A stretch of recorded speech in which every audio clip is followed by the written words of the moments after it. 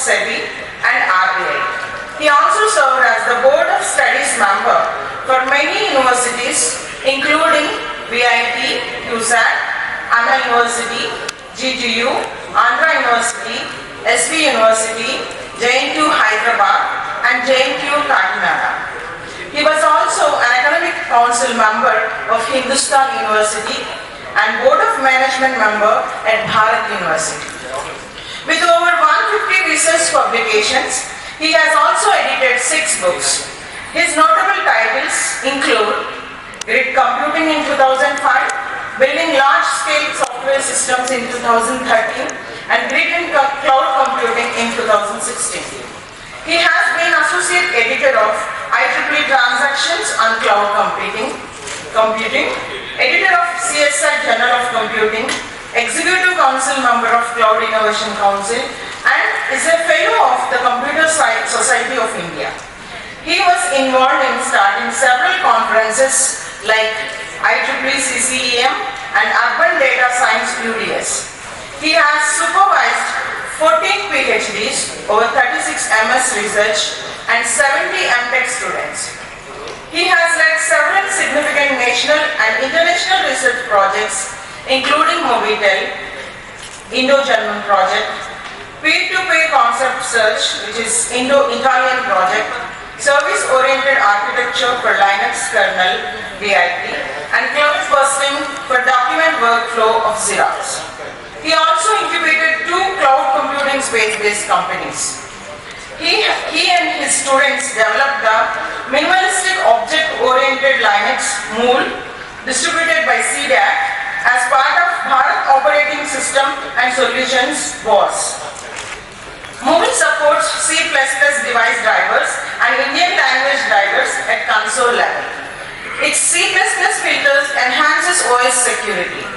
A private cloud system built on MOOL, trademarked as Cloud MOOL, supports machine learning applications. He holds US patents and on a novel blockchain consensus algorithm for improving throughput in permission systems. MOOL has multiple US patents and is licensed to Diamond Bay Technologies, which is an incubated company at IIT Madras Research Park. Core MOOL LLP, another startup with IITM licensing, promotes MOOL globally, including a security Android OS. Professor Janakiram is also a technical advisor for Quantum Ventura Inc. and Accurox in the Bay Area.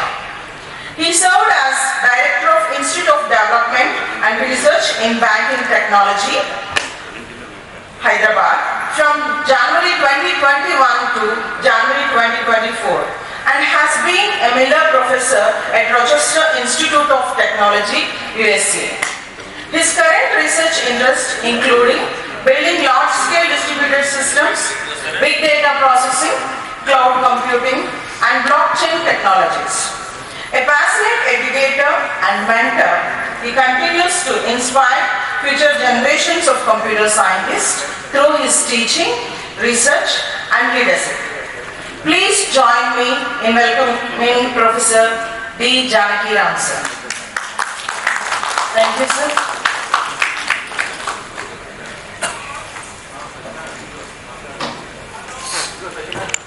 Good afternoon. I'm very delighted to be here and share some of my thoughts on probably what we call as the impact of disruptive technologies on education. What I call the impact of disruptive technologies on education is we need to understand education and society together, not just education as a silo that stays independently. This is always something that when I read the 63 pages of the National Education Policy 2020, as Professor Vidmava pointed out, only 13 pages are on the higher education.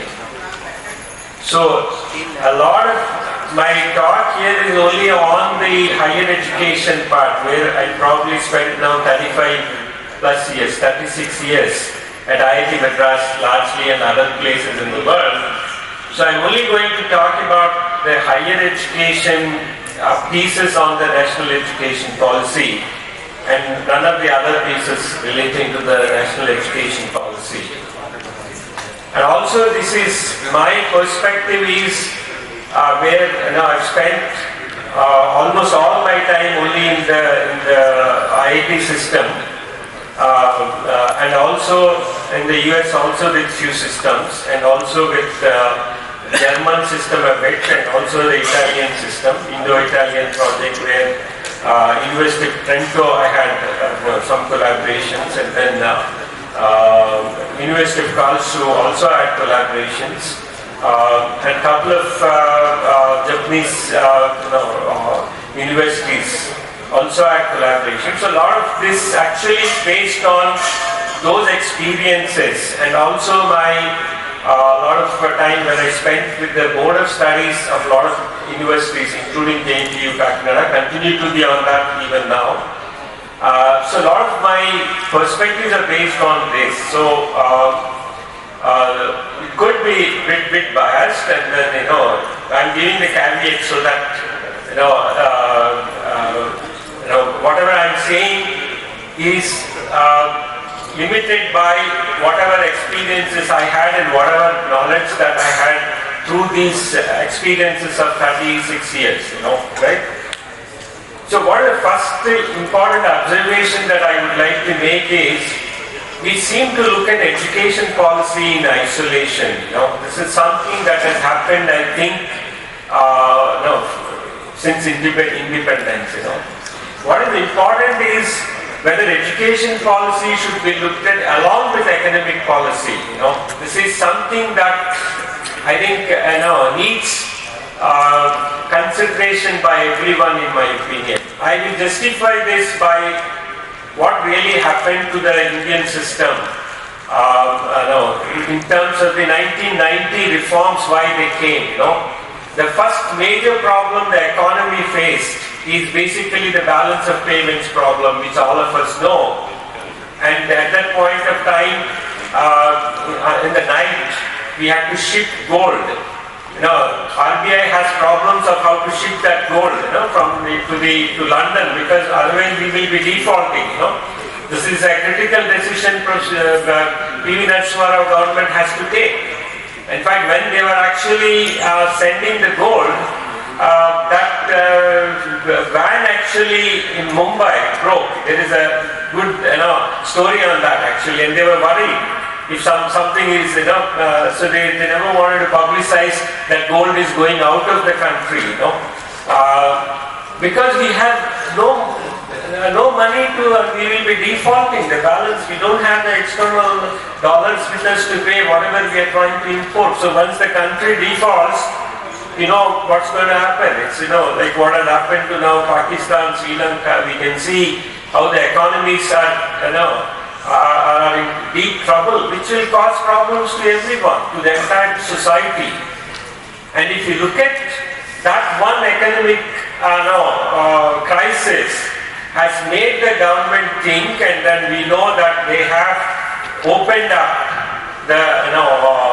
the economy, especially when it was so difficult to import even a single computer. They decided, no, this is not the way it can continue further. And then when they actually opened up, that's when you saw Infosys. All the stories which Narayan Murthy tells about how much trouble they had in terms of importing a single computer, how the whole thing got changed with one stroke of policy of PV Narasimha Rao's government.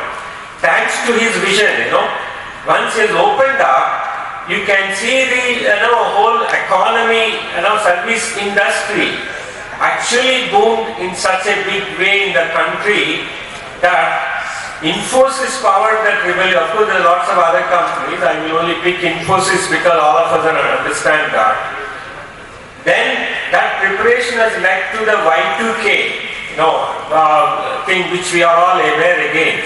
In fact, I remember one of the parents asking my father, "What is this Y2K? My son wants to go to the US, and then is it going to survive in making survive and all that stuff?"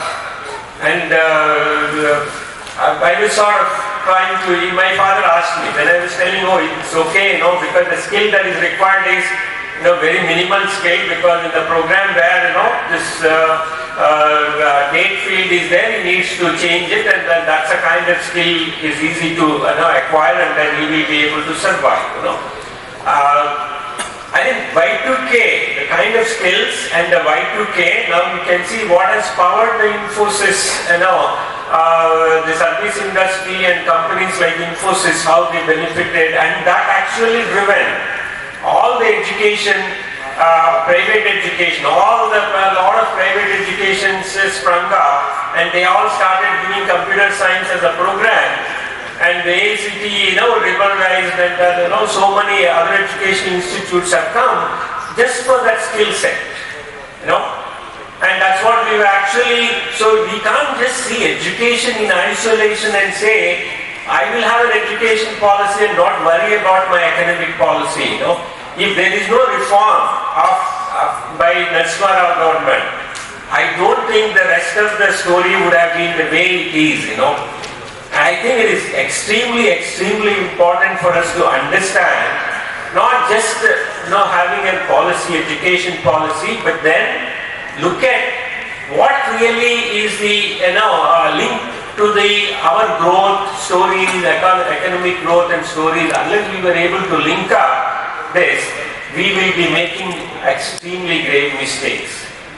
I'll give one more instance of why this is very important for policy makers, for the especially the political system and the bureaucratic system to think why technologies could be so disruptive on the societies and on education. I think this is an extremely important thing that I would like. In fact, that's one reason why I came here and I said, no, I will make this, because it's going to impact the societies extremely critically, All of us know Kodak, the digital, before the digital photography, we all know, I think many of you, I see old faces, so we all know that films, where we put the film in this thing, and then, photography was based on the films, okay?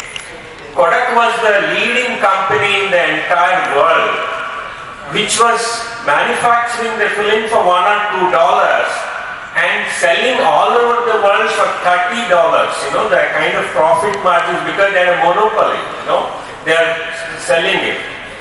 In fact, why did I get into the Kodak story? In fact, my elder daughter had an ACM fellowship and she wanted to tour, with that she was allowed to tour in the US. And my wife said, no, she don't allow her to tour alone, you also go with her, So we went to Stanford, we went to, Geo Whitehead Hall, we had, in fact, he hosted us. Then she's supposed to spend some time in Rochester. So we were staying in a downtown Rochester, Hyatt Regency Hotel, top floor, 25th floor, All around was big buildings which are all empty. This is 2012. He was so surprised, what is this, In fact, I surprised, she surprised. And the dean of Rochester University was, took us for a dinner that day, he's hosting a dinner. Then she asked him, why are all these buildings empty and why you don't see anybody? Because it's a little scary. You are on the top floor and you look around and the big buildings, nothing, no activity in those buildings. And he said, this interesting story, this is such a thriving place, this whole place is such a thriving place with Kodak employees, all kinds of employees in this place, and we were used to give bonuses, and using that bonuses they used to buy cars and everything, This is something, now suddenly everything got changed because we missed the digital moment. The minute it changed to digital, this entire place became a ghost city. Now, it's all of a sudden, 2012 they actually filed a bankruptcy, they're gone, okay? And after that, they had this vacant lot problem, social problem, because these are all big buildings, all places are vacant, they're being used for all kinds of illegal social activity. In fact, one of my research problems with University of Rochester later was actually how to solve this vacant lot problem. Now you can see how things can flip. A small technological change of shifting from to digital just vanish the entire place. And this is the reason why we should be worried about technology disruptions and what is going to happen with technology and what is its impact going to be on the society, and not just on the society but on education. Obviously, education is not something that people are looking at in isolation. They are talking about this curriculum, that curriculum, and so many things which I see. I think they are missing a much bigger aspect that society and education are linked in terms of what the skills the educators require or their learners require to survive in the world. If these two are dissociated, degree granting and all the processes that we have put in place, I think they are going to have a questionable problems.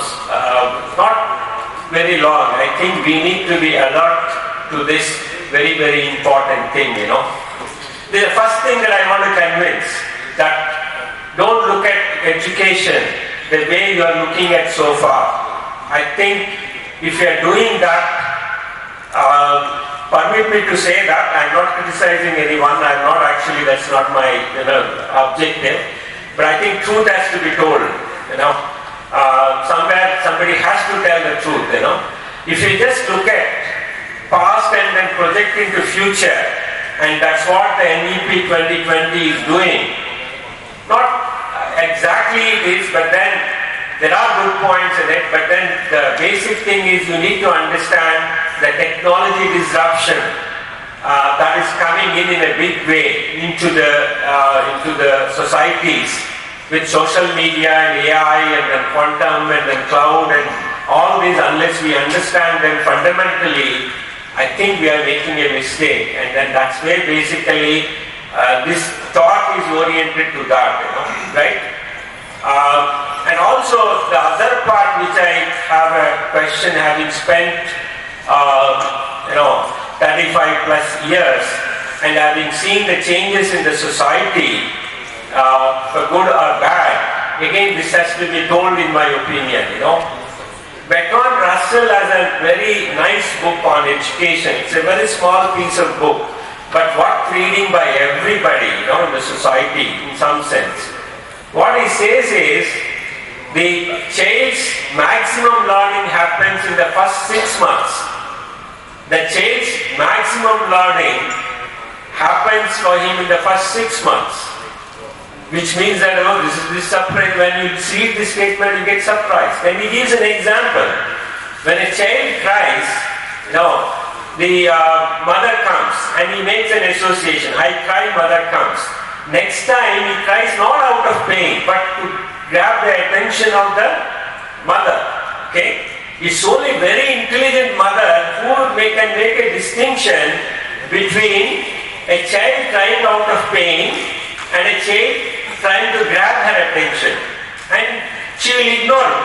Knows, this guy is not doing correctly, and then it should be ignored. Then he will sleep well. Okay?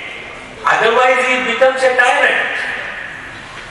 So this is the most important learning a child learns from the mother in the first 6 months.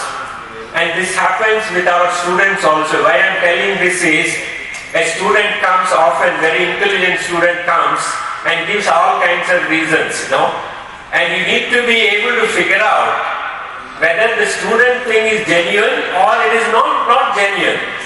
The minute you accept a non-genuine reason, the student gets completely spoiled by the system.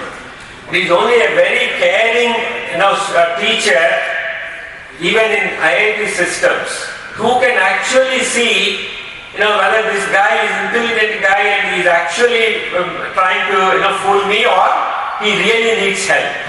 I think only those who need real help we need to provide.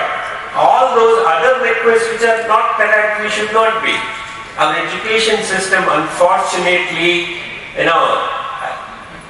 this is something that has evolved over a period of time. And then what has happened now in the society currently, the responsibility of learning has been shifted from the child to the teacher and the system, which means that whatever I do is the responsibility of the teacher to make sure that the student passes. Okay? Now, once this responsibility got shifted, drastic things have happened in our Indian system. Okay?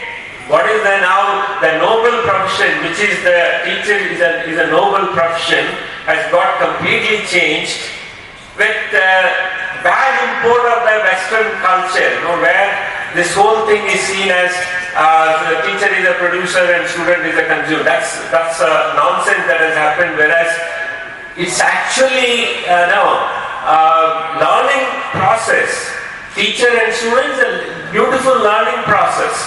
In fact, when I was initially committed for 3 years to be director at IDRBT, which is an RBI institute, and the government said, no, you should have to come there and to develop a very special, critical system, the e-rupee system, in fact, So I was there, and then I was sort of missing teaching, teaching to the students there.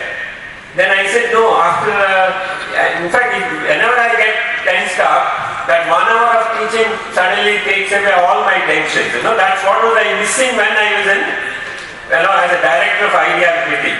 The kind of facilities they have provided us phenomenal, in fact, And I said, no, I will go back to teaching. I told them after 3 years I've done something, remaining I will do it for you from there. And I came back to IIT. They allowed. Finally they said, okay, what I'm saying is, if you actually see teaching as the most beautiful exercise of, it's a mind-to-mind communication. You are actually shaping the minds into beautiful minds.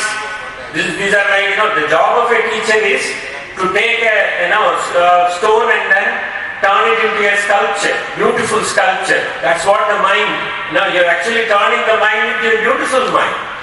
Now that's a very key piece, Unless you put little bit of stress on the student, it won't get chiseled. He won't change himself, right? But then if you put too much pressure in a wrong way, it actually breaks the student. Your aim is not to break, your aim is to shape. Because you want to make the mind a beautiful mind, right? That's the key thing. Basically, that's the job of the teacher, to make the mind a beautiful mind, This is something that is very, very important when teachers are dealing with, because each student is different and we need to understand that process and how such a process, can be just put into a policy. It can be, as Professor Vedmama said, policies are just intention, but then at the ground reality, we need to capture something beyond this. That's syntax to semantics. There's a big difference, That's, I think, is the ground reality. The ground realities are unfortunately, completely different because we have taken away the nobility and then this great process of teaching and learning, the enjoyment in the teaching and learning process. What got substituted in the process is, all tick marks, all metric-based system has taken over and scholarship has gone. If a teacher is enjoying his teaching and he is actually happy about teaching, he will not look at anything else because that's a key thing that he will look at how to actually shape the entire process.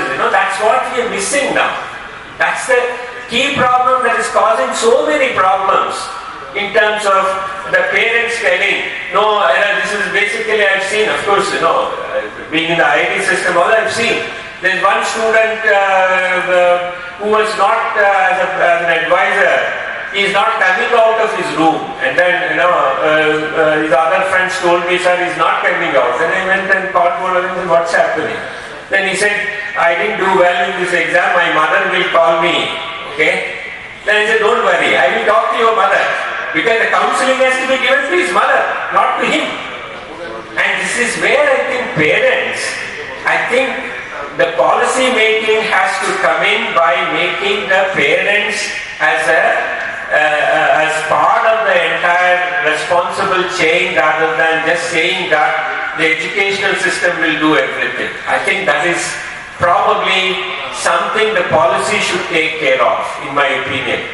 How this policy intervention can come, again, is my opinion, and then there's no, but then suggestions have to be given, and then, some of it I know are taken very seriously, and then, in fact, one of my suggestions which I saw, which I don't know how it percolated, as Director of Ideology, I said we should not invite people with bouquets but books, okay? Including when Narayan Murthy and so many dignitaries used to come for that place, I said, don't give them bouquets, give them a book that we are interested in making them read and change. Because we should actually give books only and not bouquets, because bouquets stay here. But when you want somebody, for example, chip was, we used to give them, making sure they read the right material. In fact, when the governor invited me for a lunch, RBI governor, I went and gave him this embedded finance book to him. In fact, these are things that, small things, but then they make the big difference. I think what we are not realizing is, we think that big policy statements and big things, no, actually God is in details. And I think we have to be, as a society, should be doing small things which gets added up to create the bigger things. That's where we are actually missing in terms of doing the small things which all funnel into the big things. In fact, there's some of the small suggestions I have, having spent a lot of time in the education system, but then I will use some other occasion to give some of my ideas on that particular thing, because I want to only focus on the technology disruption, okay? How technology disruption we should be looking at from the academic policy point of view, Let me spend a couple of minutes on actually trying to see what is the state of the Indian economy, okay?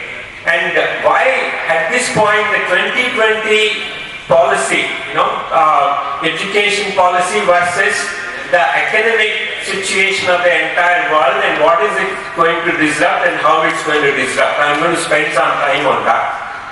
First thing is, we have become a $4 trillion economy, Now the question is, what kind of jobs, what kind of skills, what kind of things, our 1.4 billion, we are the largest population now, is required for this population to be able to funnel and fuel our growth, okay?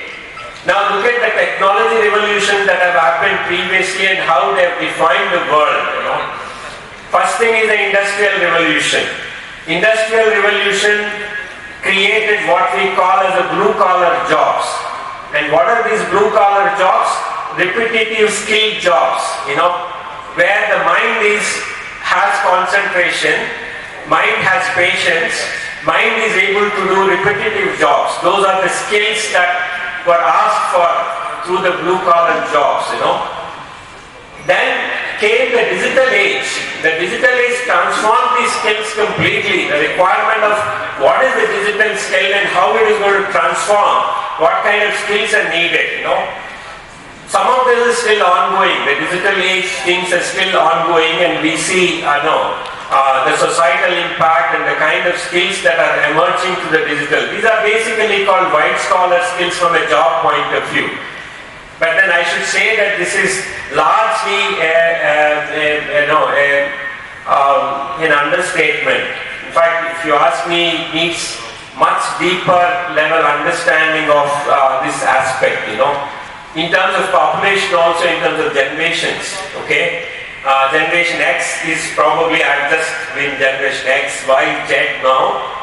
What we are seeing is, Alpha, and then, next is Beta generation. Each of these generations, their mental makeup, what they're used to, all these are different. Now, should the policy consider this? What is the technology thing that should be considered? In my opinion, yes. Does the policy have a place for this as a technology disruption? That is where I feel we should be doing much larger. In fact, my entire reading thing has changed to actually to the mobile. The whole book I read in the mobile phone now, because when I'm actually traveling, I have a habit of every time my wife used to complain, you're spending too much money on books. Each time I go on a flight, I used to buy a book and then try to finish in the flight, and then so my credit card bill used to have a lot of these book purchases. Now everything has become Kindle Unlimited, and then I get everything on this, the entire book I read on the phone, okay? And now, recently one book, I completely read audio, 8 hours, 9 hours of the book is an audio book, and I was so comfortable and it was so soothing to listen to the audio book, you know. So able to finish. Now, if I am able to do this, why will the generation will not adopt this technology? They are much more digital natives than me. Now, are we factoring this into the learning? Should I still force them to learn the way I do with the chalk piece board, and I say these are the printed books, should we be reading them? No, I think these are disruptive changes, and then we should accept that. And it is going to have tremendous impact on the society. If we miss this, I think somewhere they will figure out and they will say, oh, this is not catering to my requirements. Either they will change or figure out how changes. Organized changes is what policy should get in. And if they are not doing it, I think people will figure out and they will eventually change it. But then sometimes disorganized changes are not good for the society. That's where ahead of thinking, policy making, factoring everything together is extremely important in my opinion. And I think only prepared minds can take challenges. And the challenges are many in this current point because the geopolitical scenario has completely changed. Okay? China's growth story of becoming $16 trillion economy came largely through exports. Okay? I'll not again go into the China story because China's skill sets are different. I have actually seen a lot of Chinese students work with them. In fact, in Hong Kong also, I can tell you the difference, but anyway, that's another story. But what I'm saying is the $16 trillion economy of China is largely powered through exports. They export to almost 157 countries now, and there are lessons that we can learn from it. Now the American economy is about $26 trillion at this point of time, and then ours is at 4.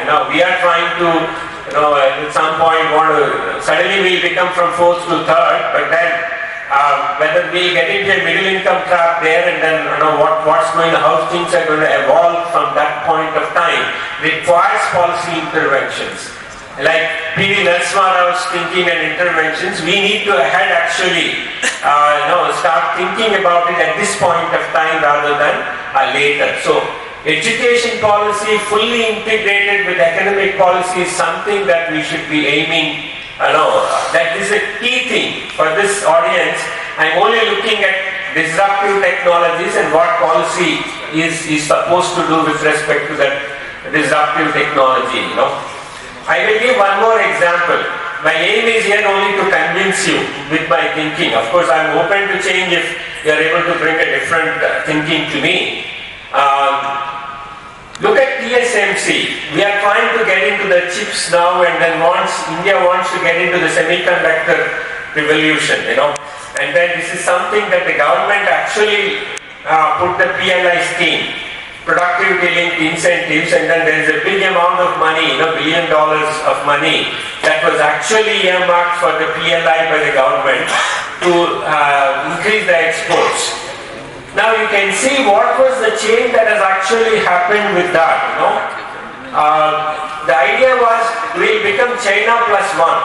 The Foxconn actually moved into India. Okay, but then if you carefully look at it, the China plus one strategy only became Tamil Nadu, China plus Tamil Nadu, because most of the opportunities were grabbed only in Tamil Nadu rather than any other place. And the principal reason for that is the Foxconn workforce requirements are very easily met in near Chennai than any other place. Now, of course, now Noida is also coming as the other important place. Why this is very important? The skills are very important. If you want to put a company, you want to bring in, create employment, want to link up people, make them productive. In the process, you get academic development. Skills are very important. What kind of skills are you producing in your people?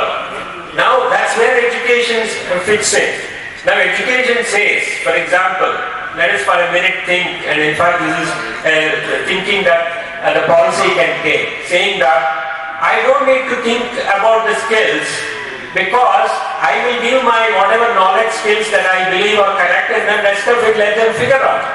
This is what the 4-year undergraduate education in my time was doing. 4 years of skill imparting, and then next 25 years, 30 years I can survive with that. That's completely gone. For the simple reason, I teach them C or C++ now. They get out of the system and they find that there is another language called Go now. Who is going to teach Go for them now? You are not going to have an academic institution where you get people, you skill them in something, saying that, oh, you get jobs at the end of the day, and then they get out, and you tell them at that point, no, whatever you learned has become outdated now. You just come back, how is this going to work out? Higher education cannot do this. You can't give on one hand a degree and say on the other hand, half of what I taught is already outdated. That's not going to make sense, right? So what should we be teaching in this particular case? And this is precisely what the AI is going to do. Please take it from me that, with all caveats and all that, this is my personal opinion. I'm putting, a caveat here that this is my personal opinion. The jury is out there still, but then AI is going to change the skill set requirement completely differently, which means that what is the kind of thing that you will see in the society? I've seen this, and I have first-hand reports from the Silicon Valley saying that the few programming jobs last 1 year, the programming jobs, low-end programming jobs have already reduced quite a bit.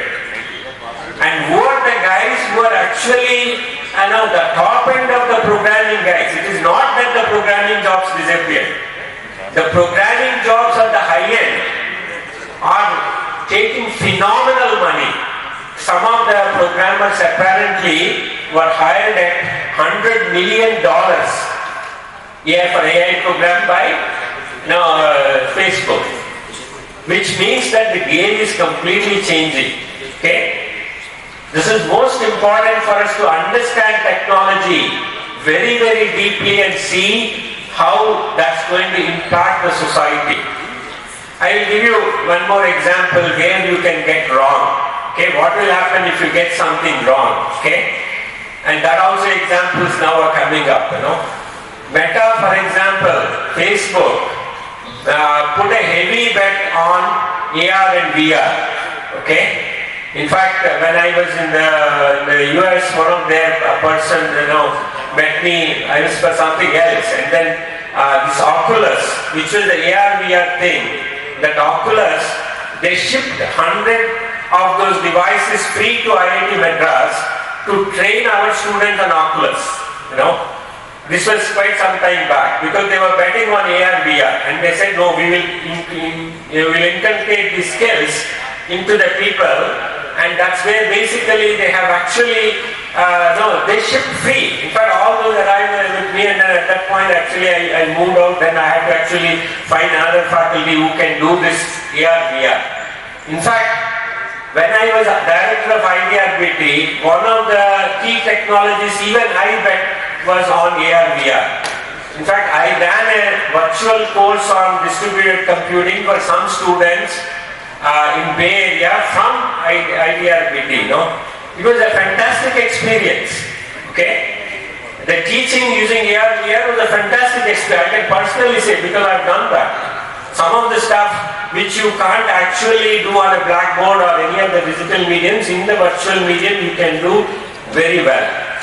But then, in fact, Facebook has bet on Meta so much, they changed the name to Meta. Okay? They thought that the whole thing will change. Facebook changed it, betting so heavily on Meta. Okay? They got it wrong. Okay? What was the reason? The cognitive load, in fact, if you put it for a couple of hours, your mind completely gets deranged. That's the biggest problem as far as AR/VR is concerned. In fact, I also felt when I was experimenting with that in my house, you get into trouble with your mind. Okay?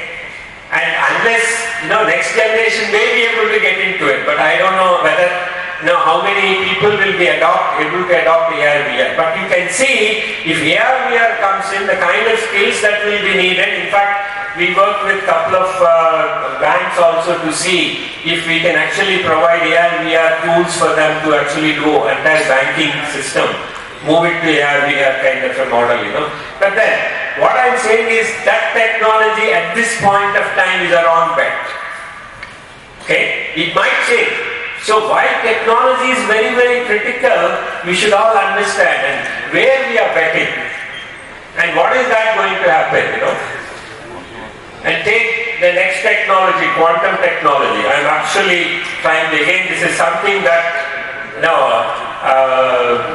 we are all betting on quantum now. Quantum is something that's likely to also redefine the computing space, and if quantum computers come, things are going to change quite drastically. And how many people really understand quantum? In fact, when I was idea equity director, the government was trying to see how well this quantum can be adopted, and then this 8,000 crore quantum mission got started at that point of time. And now, the practical quantum computer is still some time away, so 2035, because the Google's 50 qubit quantum computer has demonstrated quantum supremacy over classical computer, which means that what will take a lakh of years can be done in the quantum space by a few minutes. So this will break all the algorithms, and especially for the financial systems, this is going to be extremely critical. If something like this happens, it is going to be so disruptive for the financial systems. The whole thing needs reworked out, and then the whole skill sets, everything needs to be built. That's where we are betting on it, saying that no, we will go ahead of everybody else. And that's where $1 billion was now invested.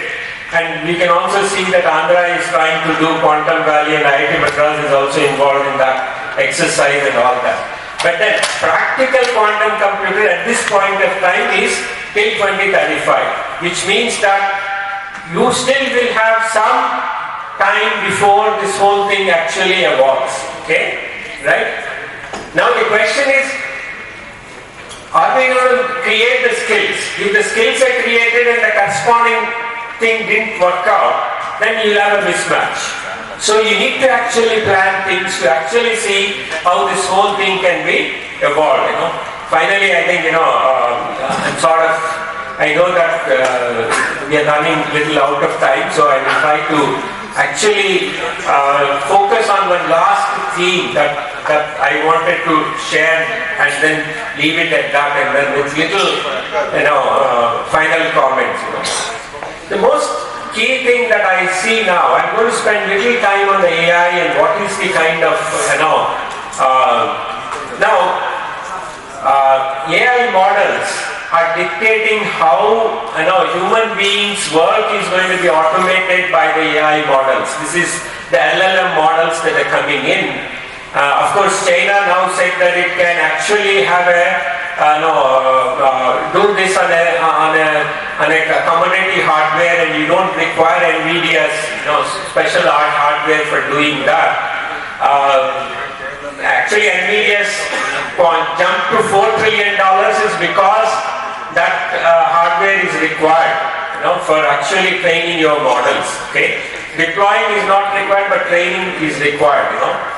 Now, what is the emerging thing that's happening there? The emerging thing that in the Silicon Valley, we are talking about AI startups Okay, using this NVIDIA kind of a thing, we are talking about the open AI's, this thing reaching $1 trillion evaluation, 1 trillion.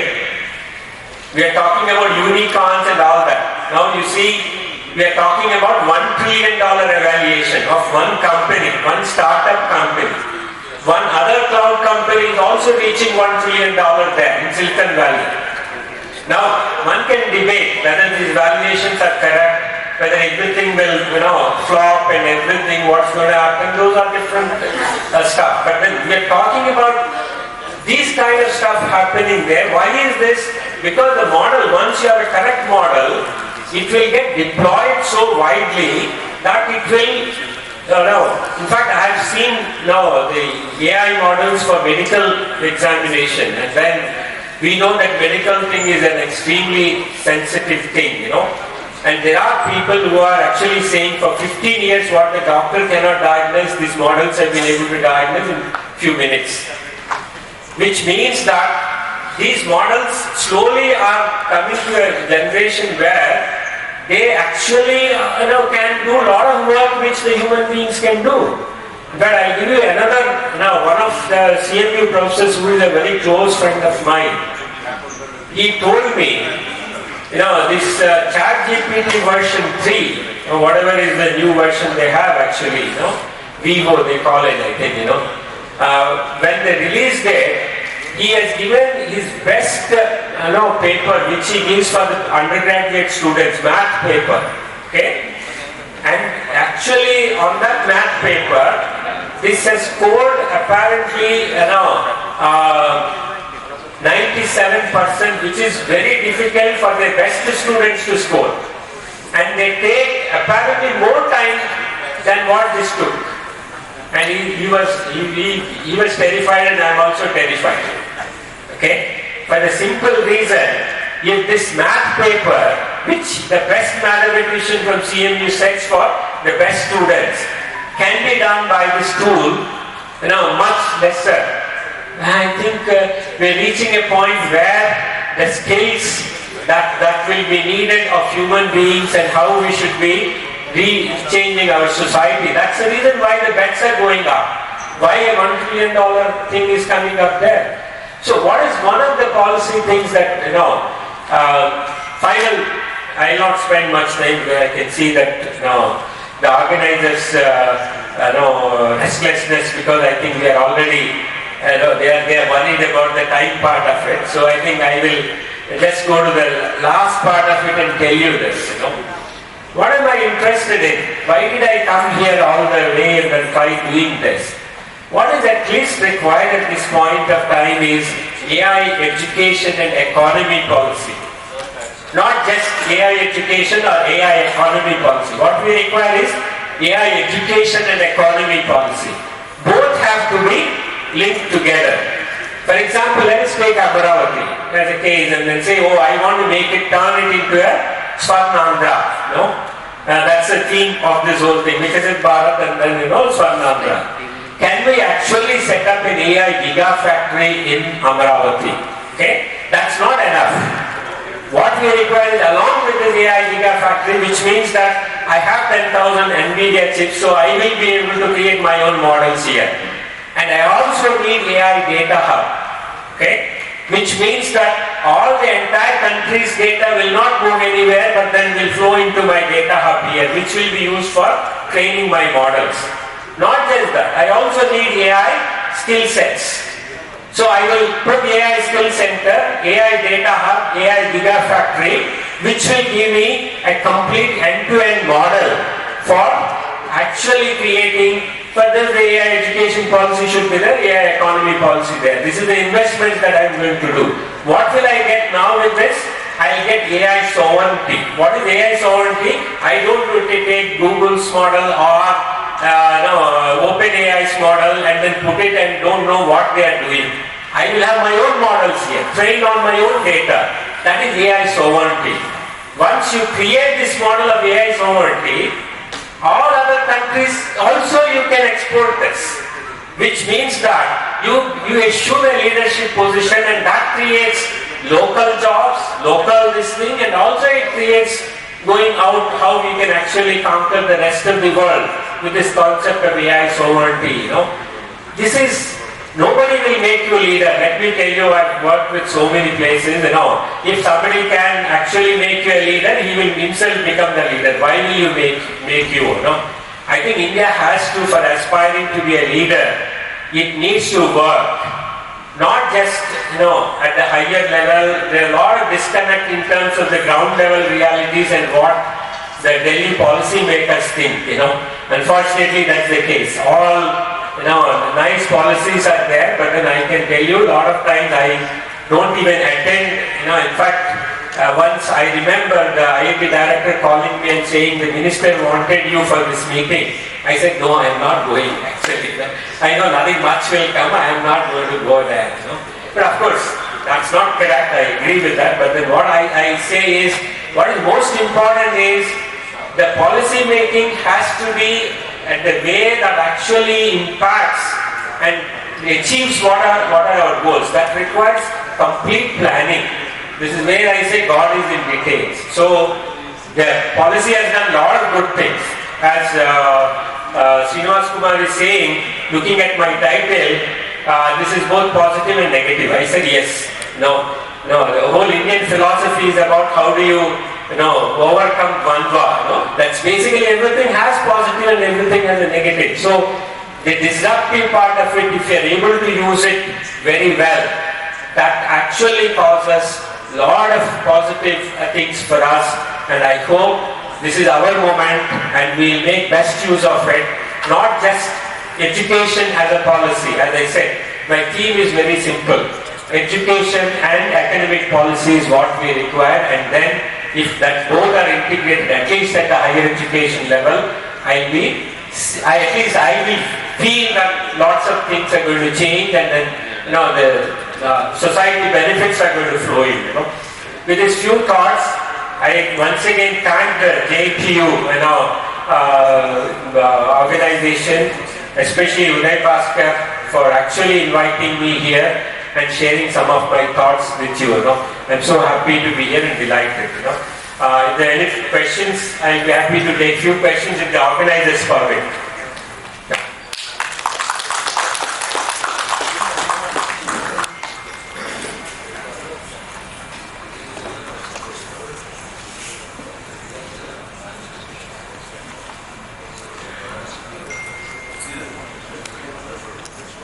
Thank you, sir. Thank you very much, sir. So as we are running out of time, please I invite brief questions. Don't put lengthy questions. Put brief questions. One or two questions. Thank you, sir, for your insightful presentation. I am Pandal Rao. I am a retired Chief Engineer Public Health Department. I am a 1979 civil batch. And is there any need for integrating the quantum computing, that is quantum valley technologies and the AI technologies and economics?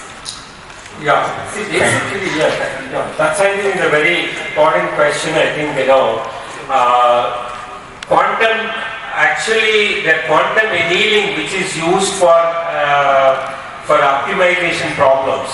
In fact, the financial side, the biggest challenges were on the asset liability management, ALM problems which we call, Those are extremely complex optimization problems, and those cannot be solved very easily on classical computers. Now, one of the biggest advantage of using a quantum computer is those optimization problems can be solved. Okay. So the quantum annealing, if you look at now, one of the quantum computer for certain kinds of cars is still away till 2035. The current prediction is the commodity quantum computer for a general task will be available possibly in 2035. But then, if you look at quantum annealing, an optimization computer, the qubit, part of it, the annealing process, that computer is available now. You can actually buy that. Okay. It actually costs something like 10 crores or something. But then you can use it only for optimization problems. Okay. And that's I think is some financial systems in the US actually use that quantum computer, if I understand right. In fact, one of the things as IDRBT directive we wanted to do is to actually get a quantum annealing computer to IDRBT and see if that can be, as a first step we can actually do that. Now the interesting thing is, if you can integrate AI, which is basically some of the optimization part is part of the AI. AI systems plus quantum systems might give you a much bigger advantage compared to anything.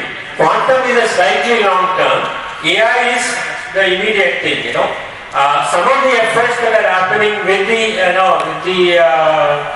ministry now, they have actually, started looking at after this thing. They have now given out and then they actually got 10,000, 10,000 plus NVIDIA chips. That's actually quite a bit compared to, of course, the rest of the, for example, the recent one in Saudi Arabia, which Trump has started for them, went and then inked the back. They are talking about 1 lakh NVIDIA chips for the AI campus there. Now you can see the scale at which some of these guys are trying to influence the rest of the world, So Trump along with all these guys went there and signed a pact for a lakh of NVIDIA chips for an AI campus there. So in that sense, we have started 10,000. The government has started with now a 10,000 one. I think they are. That's my understanding, and they had actually given that up. In fact, they have given a call for use of those for AI models as well. Geo has also started some effort, and then IIT Madras has this Bharat system for all the local languages. That's where we have tremendous advantage for creating both jobs as well as academic growth for the country. That's where I feel that we should have this AI policy in education. That's actually quantum can be added there. That's an excellent suggestion. Yes. Missed out the earlier point was the cloud computing, the grid and the cloud computing. Now, the other $1 trillion company that we see in the Bay Area, which people are talking about, is a cloud computing company. I think if we can focus on data centers and small clouds everywhere. In fact, the educational institute should start their own clouds, because they are actually investing on systems. And cloud is the best way to be actually creating an educational cloud. Either the government should create, or each of the institutes can create a cloud environment and then teach the cloud skills. That's something that's going to be extremely useful when they go out. In terms of this cloud and machine learning, which is the AI, cloud and AI is the synergic part. Without cloud, you can't do much, in the AI training models and deploying the models, So from that point of view, if the government also takes cloud plus AI together, I think there is opportunity now. In fact, if you use it rightly for the right things, unlike what has happened with Facebook to Meta, we should get this right. Okay? If we get this right, I think we have a great opportunity.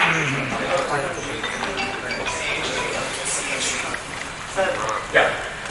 Thank you, sir, Professor Janakiram, for your wonderful speech, and covered ingredients, quantum computing, where we stand now, everything. You have thrown a very high luminous lights on these things, not a small green